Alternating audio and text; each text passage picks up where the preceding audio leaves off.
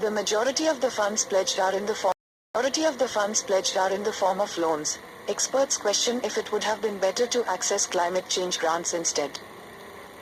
Terming the recent International Donors Conference held in Geneva success, after Pakistan was able to secure $10 billion, Prime Minister Shehbaz Sharif has promised that every penny of the pledges will be used towards rehabilitation of flood-hit people. It's looking for an opportunity to take credit for something to try to win back some goodwill, said Michael Kugelman, director of the Wilson Center's South Asia Institute, who found the self-congratulatory messaging purely political of a government, which he said was weak, unpopular and struggling to rein in a cascading economic crisis. Still, he agreed, the Sharif government deserved credit for shoring up so much support in an era of donor fatigue and global economic stress. But in his own country, Sharif's words have met with much wariness. The unpleasant truth. Janib Gul Mohammad, a farmer from Fateh Ali Buledi village in Kambar Shadabkot, one of the worst affected districts in Sindh, doubted he would even get a rupee out of the billions of dollars received on his behalf. Our rulers are clueless about how hungry our kids are, said Mohammad, whose family has had to ration and reduce their consumption of roti, flat bread, from 2 to 3 to just 1 at every meal. He and his family of 13 are among the more than 33 million Pakistanis affected by last year's unprecedented floods caused by record monsoon rains and the melting of glaciers that killed more than 1,700. 7 months since the rains began, thousands continue to live in open areas, tents, and makeshift homes in Sindh and Balochistan, the two worst hit provinces, stalked by a cold spell, disease and food shortages making life even more perilous. According to the UN, an estimated 5 million people remain exposed to or living close to flooded areas. A post-disaster needs assessment has estimated the damage exceeded $30 billion, a tenth of Pakistan's entire GDP. The donors. The moot, attended by officials in Geneva on January 9, was from over 40 countries and included private donors and international financial institutions. The top donors like the Islamic Development Bank pledged $4.2 billion, the World Bank $2 billion, the Asian Development Bank $1.5 billion, the European Union $93 million, Germany $90 million, China $100 million, Japan $77 million. The United States announced another $100 million on top of a similar amount already committed to Pakistan, and Saudi Arabia $1 billion. In addition, Qatar pledged $25 million, Canada $18.6 million, Denmark $3.8 million, France $386.5 million, Italy $24 million, and Azerbaijan $2 million had promised these funds over the next 3 years. Reminding that pledges were not commitments, Kashmala Kakakhel, a climate finance expert, said she would like to get a clear distinction between the new money and one that is rebuttal to address the impact of floods, but doubted the government will ever tell. Although the multilateral funders have been relatively generous, Kugelman said it could be stemming from, in part, a desire to support the emerging global norm of climate justice.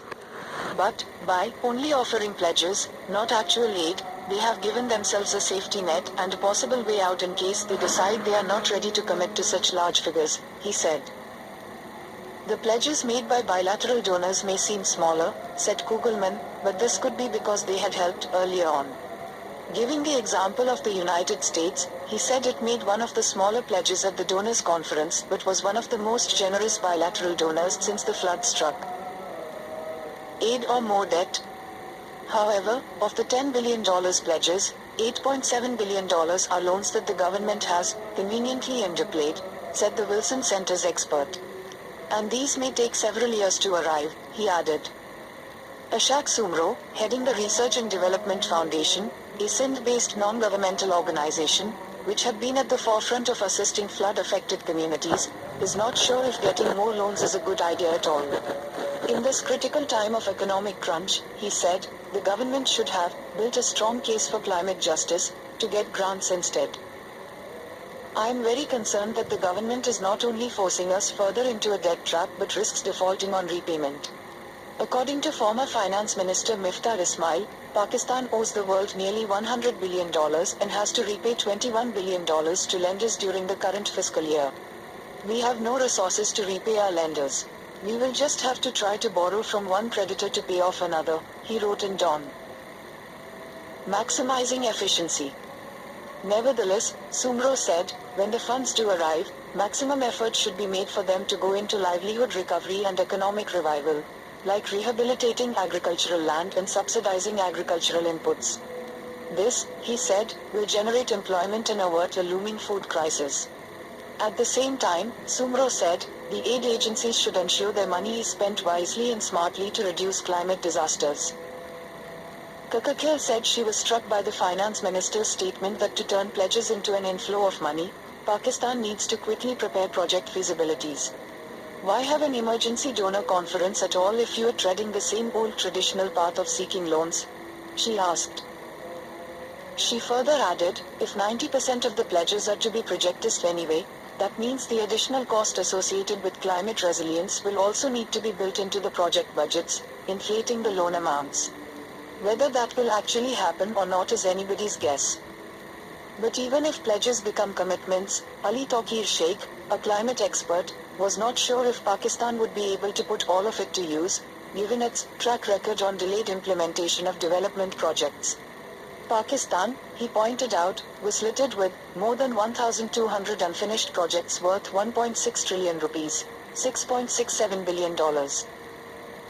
That is why, said Dr. Fahad Saeed, a climate scientist, the government must come up with not only well-planned but out-of-the-box solutions, and quickly. He suggested investing in models that streamlined philanthropy and involved the private sector and even startups. Decisions made today, he said, needed to be backed by research and science. Drafting policies inside power corridors or in five-star hotels will not get the desired results. We need to go out, collect evidence and come up with robust solutions to battle climate change. Getting down to brass tacks, Lieutenant General Nadeem Ahmed, former Deputy Chairman of the Earthquake Reconstruction and Rehabilitation Authority, shared a formula that he said would be a sure shot success if followed through. All infrastructural projects may be handled through relevant lines departments, whereas the more people-centered recovery programs can be undertaken by a dedicated special management unit in the province with full autonomy so that it can bypass laborious bureaucratic processes, procedures, and approvals. Both systems need to be interactive and coordinate with each other for the sequencing and prioritization of their respective project domains to ensure one is not causing harm to the other, said the retired army officer, who was also a former chairman of the National Disaster Management Authority. Header image, a young boy wades through a flooded street after heavy monsoon rains in Lahore on August 29, 2020. Photo, A.M. Syed, Shutterstock. This article was originally published in the Inter Press Service news agency and has been reproduced here with permission.